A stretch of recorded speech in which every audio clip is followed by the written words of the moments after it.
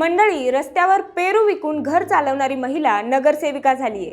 ही गोष्ट आहे पुणे जिल्ह्यातील लोणावळ्यामधली। लोणावळा नगर परिषदेच्या 2025च्या निवडणुकीत रोज पेरू विकून आपली रोजीरोटी चालवणाऱ्या सर्वसामान्य कुटुंबातील भाग्यश्री महादेव जगताप या लोकांच्या विश्वासावर नगरसेविका म्हणून निवडून आल्या आहेत।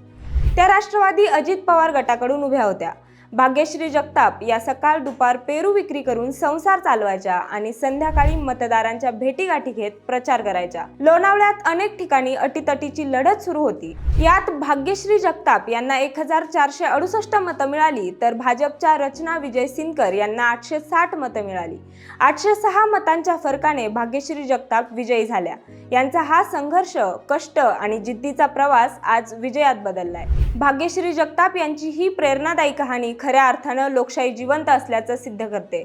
यांच्या या कामगिरीबद्दल तुम्हाला काय वाटतं ते आम्हाला कमेंटमध्ये नक्की सांगा आणि आपल्या विषयास भारीच्या इन्स्टा पेजला फॉलो करायला विसरू नका। धन्यवाद।